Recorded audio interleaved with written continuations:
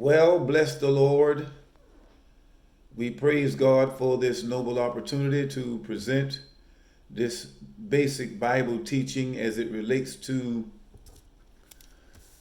the nature of God within the believer, the nature of God within the believer. Our foundation text is First Thessalonians chapter 5 and verse 23. And the very God of peace sanctify you wholly. And I pray God your whole spirit and soul and body be preserved blameless unto the coming of our Lord Jesus Christ. We'll stop our reading right there. We praise the Lord for the opportunity to discuss some principles as it relates to the nature of God. Second Peter chapter 1 and verse number 4. Oh, what a powerful verse. What a powerful verse. I'm turning there now. Second Peter. Yes. Chapter number 1 and verse number 4. Yes. Second Peter. Yes. This is a powerful, powerful, powerful verse of scripture.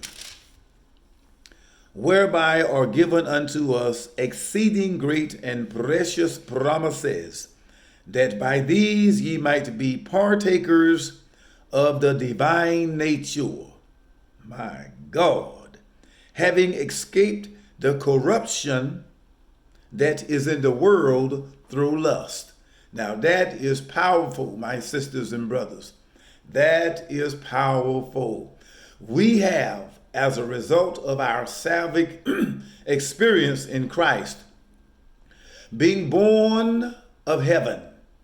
Yes, your personal salvation constitutes the fact that you are a recipient of the divine nature of God Almighty. Can you say hallelujah? Oh, bless the Lord. Now, let's look at this principle further, because God wants us to benefit from his nature living on the inside of us. Now, I want to relate something to you. It's high time to go within. It's time to go within. Yes, go within, go within. The high priest Samuel, instructed by God himself, tells him, man looks on the outward appearance, but God looks on the heart. See, God, he's really concerned about the inside of the believer. Yes. So it's high time for you and I to go within. Go within, you see. You're more than just an earthen clay jar. You're more than just flesh and bones. You're more than just a soul, you see, the very breath of God. But God has given you a dynamic, yes. He's placed his nature on the inside of the believer. You see, God himself lives through you as a believer, and it's his nature that takes on the conformity, the progressive, efficacious, sanctifying conformity of the Lord Jesus Christ. You have something on the inside of you that resembles the nature of God, that is in fact the nature of God, pardon me, and that conformity is growing and developing and cultivating. You don't get as mad as quickly as you used to. The foul language, the vulgarity is not as often as it used to be. That's because God, you see, has done something anew on the inside of you. And it's time to, oh, I love this principle. It's time to harness the nature of God on the inside of you. It's time to harness the nature of God on the inside of you. So for about 4.5, maybe 4 to 4.5 years now, I've been really focused upon developing teaching as it relates to the nature of God. It's time for believers to know that we know that we know that we know that God lives on the inside of us. And to be conscious, cognizant, you see, there is a perceptibility. There's a knowing, a nous, a knowledge, you see, of God's nature living on the inside of the believer. Can you shout hallelujah? Oh, we just praise the Lord. Now, as we go within, we will find the fruit of the Spirit. Oh, let's go to Galatians, you Bible scholars. You know where I'm headed. The fruit of the Spirit. Yes, the fruit of the Spirit. Galatians chapter 5 and verse number 22. Because God is developing you to emulate himself, to exude the characteristics and the behavioral patterns of God Almighty. It all starts from within. You're going to look within. You're going to be perceptive of your inner man, of the nature of God on the inside of you. You have the nature of God on the inside of you. And look what happens in Galatians chapter 5 and verse 22. But the fruit of the Spirit is love, joy, peace, long-suffering, gentleness, goodness, faith, meekness, temperance. Against such there is no law. You see, God has placed certain characteristics on the inside of the believer by virtue of his self-same nature. Now, when you look in the mirror, as I often do in an effort to try to present myself in a better way, quote unquote, you see flesh, you see the outward appearance of your body. But what I'm presenting to you, dear listener, is that there's more to you and I than what we see in the mirror. There's more to our being than just flesh. And what I am presenting is that you look within, that you ask God to help you to connect, to harness with his nature so you can live the powerful life of a believer. Now, Paul talks about putting on the whole armor of God. Yes, put on the whole armor of God. Here it is in Ephesians chapter 6. Finally, my brethren, be strong in the Lord. You see, the nature of God is strong and can become stronger, provided you become a disciple of the Word of God, a student of the Word of God, that you enhance your prayer life. It's not about religion. It is all about a relationship with God.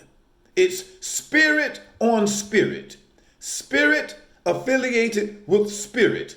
It goes beyond, far beyond flesh and blood. And so Paul goes on to say in Ephesians 6 and 11, put on the whole armor of God, that ye may be able to stand against the wiles of the devil. For we wrestle not against flesh and blood, but against principalities, against powers, against the rulers of the darkness of this world, against spiritual wickedness in high places. Wherefore take unto you the whole armor of God, that ye may be able to withstand in the evil day, and having done all, to stand. Now he's talking about dressing. He's talking about arming yourself. Well, I'm in this shirt. So he couldn't be talking about this body. The nature of God needs to be robed, dressed, armed. What if we could go to the proper dimension, the proper dimension of our being and robe up, put on the whole armor of God? What if the nature of God is to be dressed and ready to kill, ready to fight, killing off worry, killing off dread, killing off poor low self-esteem, ready to go into battle against doubt, unbelief, poor low self-esteem, ready to venture into that world of battle, fully armored like a soldier of the cross, as the hymnist states, onward Christian soldiers marching as to war with the cross of Jesus going on before. It's not about flesh. It's not about boxing the devil with your fists. It's about the nature of God fully armored. Fully armored. Wherefore take unto you the whole armor of God. The nature of God dressed and ready for spiritual warfare. This is a spiritual endeavor. Therefore, we must have a spiritual cognizance, a spiritual awareness, a spiritual perceptibility of the nature of God on the inside of us so that we can deal with the devil on his level, spiritually. Satan is a spiritual being. He's not a fleshly being. He's not one who wears red flannel underwear and a pitchfork in his hands with horns on top of his head. That's not the devil. He's a spiritual being. And you and I need to heighten our spiritual awareness in an effort to combat Satan and his territorial emissaries. And this is what Ephesians 6 is all about. Stand therefore, having your loins girt about with truth. Again, we're going within. We're going within.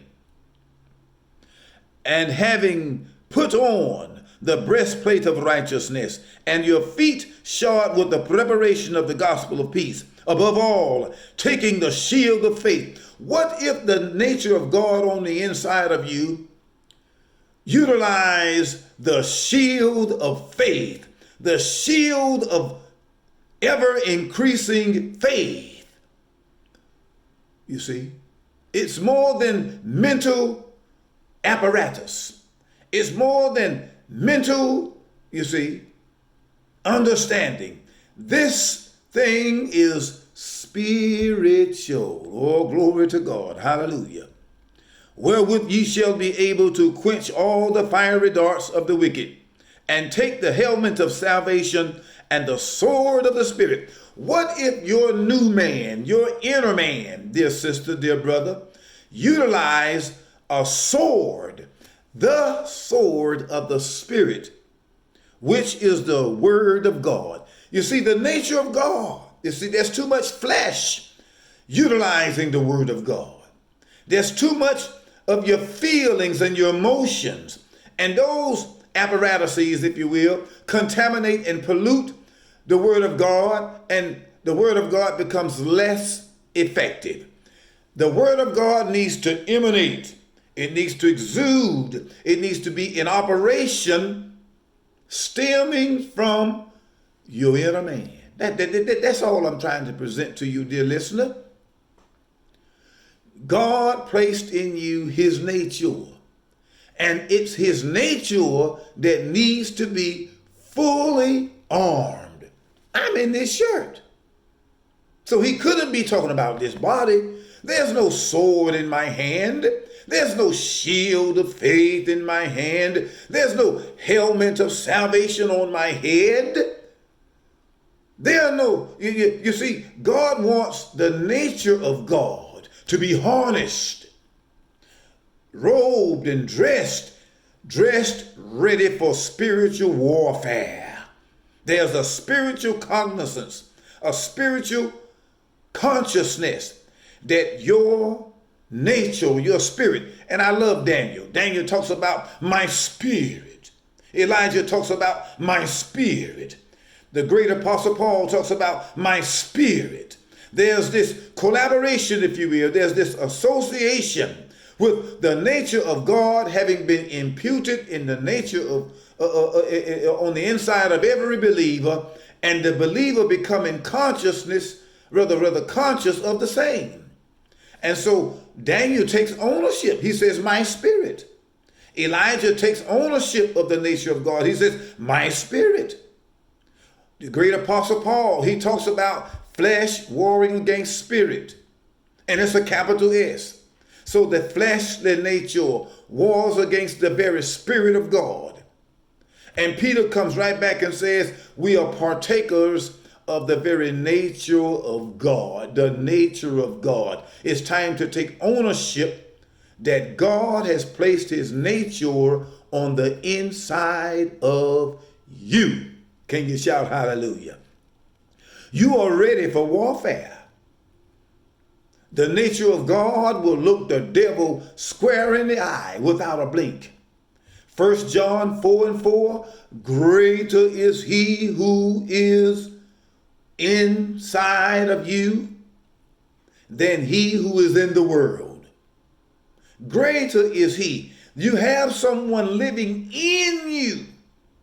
He has placed his nature within you. And you need to operate from within. You're looking in the mirror, dear one, but there's more to you than what you see in the mirror. Allow me to reiterate. There's more to you and I than what or whom we see in the mirror. God's nature is on the inside of us, and I am so excited to bring this teaching to the populace, because we as believers, we cannot fight a spiritual enemy with flesh and blood. We got to deal with the devil on his own territory. There's an ambush that must be implemented, and the nature of God is ready and dressed to kill. Killing off sickness and disease, financial need, lacking, want. Killing off worry and fear, the continual diatribes of worry. There are many believers, millions of us. We worry all the time. We worry about what people think of us. We are more concerned about what people think of us than what God thinks of us. The continual diatribe of unbelief, doubt, ignorance. My people suffer due to a lack, because of a lack of knowledge. Allow the Holy Spirit to impregnate your spirit with this knowledge, with this revelation knowledge. You are a spiritual being. You are a soulish being. You are a physical being. And for the majority of our existence is primarily physical. Everything having to do with the physical.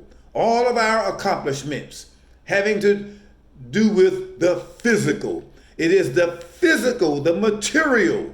But there's more to this world. There's more to our existence. And there's more to you as a believer, dear saint of God, than just your physical being. It's time, as I cited, to go within. Oh, glory to God. Hallelujah. I'm trying to live the Christian life from within and without.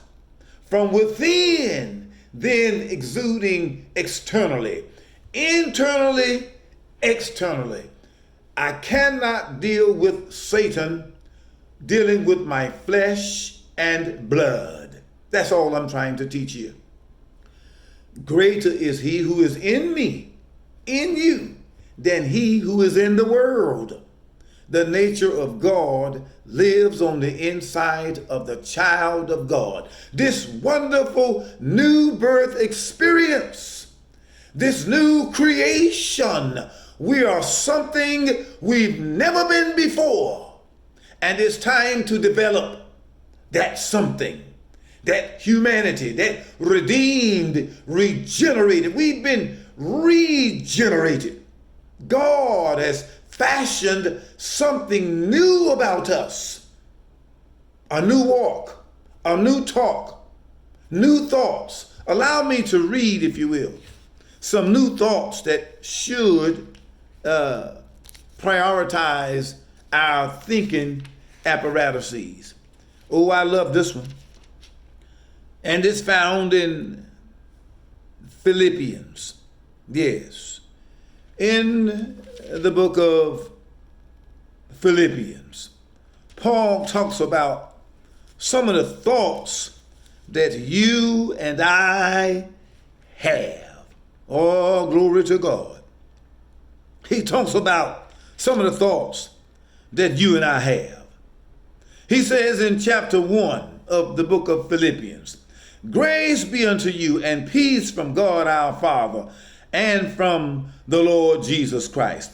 I thank my God upon every remembrance of you.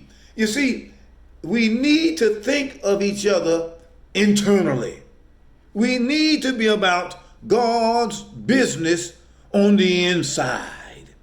He goes on to talk about being filled with the fruits of righteousness, which are by Jesus Christ unto the glory and praise of God. My Lord, this thing must be developed on the inside. We have no other choice. He talks about being filled with the fruits.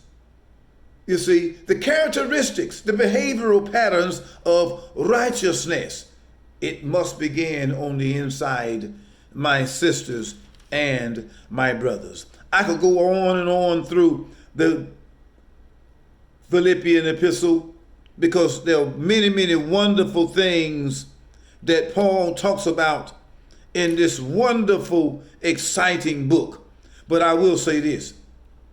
He states in Philippians 3 and verse 20, for our conversation, that is our citizenship, is in heaven, from whence also we look for the Savior, the Lord Jesus Christ, who shall change our vile body, that it may be fashioned like unto the glorious body, according to the working whereby he is able even to subdue, that is, bring into bondage all things unto himself. Let me do a cross-reference right there, because it'll tie right into a wonderful, enlightening principle. Look at what the Word of God teaches us. In Ephesians chapter 2 and verse 1, and you hath he quickened, that is regenerated, made you alive, who were dead in trespasses and sins. You've been quickened spiritually. You're still 5 feet 2, even before you were saved and after you were saved. You're still 6 feet 3, before salvation, after salvation. But where has the change begun? Where it states, and you he quickened, past tense, who were dead, past tense, in trespasses and sins, wherein in time past ye walked, past tense, according to the course of this world, according to the prince of the power of the air. That's another synonym for Satan. The spirit that now worketh in the children of disobedience, among whom also we all had our conversation, that is our lifestyle, our citizenship, in times past in the lusts of our flesh, All have sinned and come short of the glory of God. I am not here to judge, critique, criticize anybody. I am not living as a judge or jury of anybody. The word of God is the judge. God himself, through his word, stands as both judge and jury. And that's not me. Fulfilling the desires of the flesh and of the mind, and were by nature, there it is, that's all I was trying to get to. I know exactly where I'm going. And were by nature, we're talking innateness. A snake crawls because a snake's nature is to crawl. A bird flies because it is the nature of a bird to fly. Well, by nature, we were the children of wrath, even as others. But here we are, Ephesians 2 and verse 4. But God, hallelujah. but God, who is rich in mercy for his great love, his great agape, wherewith he loved us, even when we were dead in sins, hath quickened, that is, regenerated us, made us alive, quickened us together with Christ. By grace ye are saved. And here it is, the capstone of your faith, and had raised us up together and made us sit together in heavenly places in Christ Jesus. Listen, you're on this planet. What is it about you that has been raised up and made to sit jointly, royally, in the seat of all cosmic authority and power with and in Christ Jesus? This is your dual citizenship. You need to ask the Holy Ghost, help me develop the consciousness of my dual consciousness. The nature of God on the inside of you has been raised up and made to sit with Christ in the heavenly realms, far above even the mighty cherubim. One Old Testament verse talks about God's throne is above the mighty cherubim. And this text says that you and I have been raised up and made to sit together in heavenly places in Christ Jesus. Where are you now? Well, dualistically, you are planted in the earth. But spiritually, you and I need to operate from the royal seat of Christ Jesus. Everything about what's going on in our lives needs to be contingent upon our being seated together with Christ in the heavenly realms. I'm talking about a joint love seat. I'm talking about a love seat, seated with Christ jointly, royally, majestically. What if the child of God could harness the fact that you and I are seated with Christ in the heavenly realms? What if our consciousness was there? Yes, you got to go to work. Yes, you got to cook dinner. Yes, you have a hot date tonight. Yes, you live in the earth's realm, but there's a higher consciousness to your being. You are seated with Christ in the heavenly realms, and the you of you is not your body. It's not your flesh and blood. I'm talking about the real you, the spiritual you, the regenerated, blood-bought, blood-washed you. I'm talking about the redeemed you, the spiritual you, the nature of God, born again you. Let that sit on you a while, because there's more to you than your ethnicity. There's more to you and I than our race, creed, or color. There's more to you and I than what the world affords, and the world affords many, many many opportunities, some good, some bad.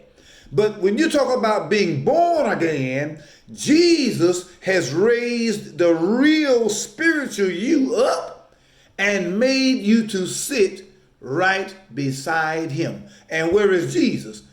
Having completed the redemptive work, Jesus arose from the grave, presented the Father his efficacious blood, retained his position in heaven at the very right hand of Father God, and you and I are seated there with him. Now that is a powerful consciousness. That's why the world cannot get you down. The world may knock you down, but you will not stay down. A righteous man will rise up ad infinitumly. You may be crushed, but you're not out. You may have received a blow, but you're not down for the count. Because you shall rise, shine, and give God the glory. You've got to deal with this world spiritually from within. And you and I have been raised up and made to sit with Christ. We are seated in the royal love seat of all majesty, all dominion, ruling and reigning in authority. We have been vested. Jesus did not deputize the body and the body only. He did not vest his authority in your soul and your soul only. But the capstone of your regenerating or regenerative experience is all about the nature of God.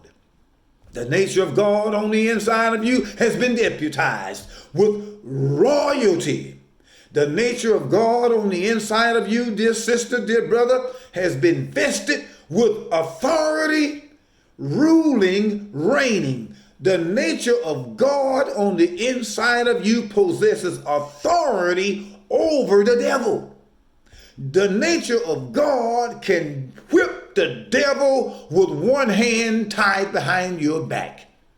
But you cannot deal with the devil with flesh and blood. You cannot box with the devil with flesh and blood.